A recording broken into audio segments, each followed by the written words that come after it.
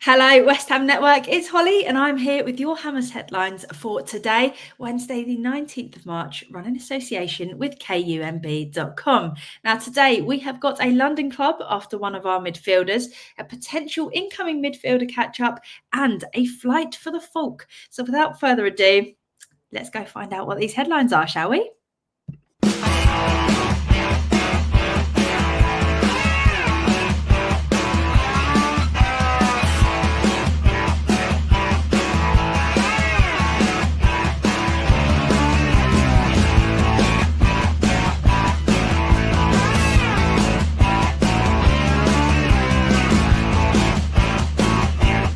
Yes, so slide to the left. First up, Mexican outlet Nacion Football has announced that Chelsea boss Enzo Maresca wants to sign Edson Alvarez this summer. So the report has said that Maresca is looking to create a little bit more competition for Caicedo and Lavia, and that's the reason that he is after our midfielder.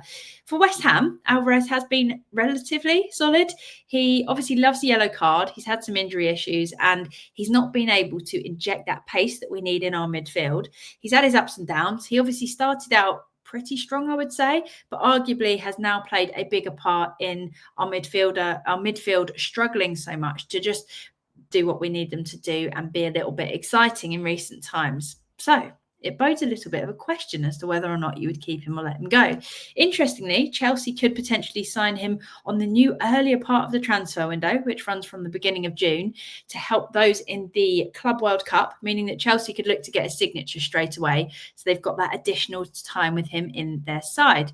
Now, if this is to happen, it could be a move which does free up quite a bit of money in one chunk for one player for us to spend elsewhere in the summer. But the question is, how much would you want for us to let Alvarez go this summer? Let us know down below in that comment section. You just got a sneaky peek at headline 3. Don't be looking at that right now. For your second story, former senior scout Mick Brown has told Football Insider that Angel Gomes is one of our top targets, and it's now been reported that West Ham scouts have been in France to watch the Lille star in action to see what he can actually do for us and to work out how well he would be fitting into what we're trying to do under Graham Potter. So Man United have said that they don't have any plans to bring their former academy player back, somewhat boosting our chances of getting his signature, because Brown has been insistent that a move to the Premier League is on the cards, with the player being relatively keen to return to England. So there's no denying that Gomes would be a very exciting summer signing. He's one of the players that even when he was playing for England, I was quite interested in seeing what he could do, and I've been pleasantly surprised. He's the type of player that would allow us to keep possession.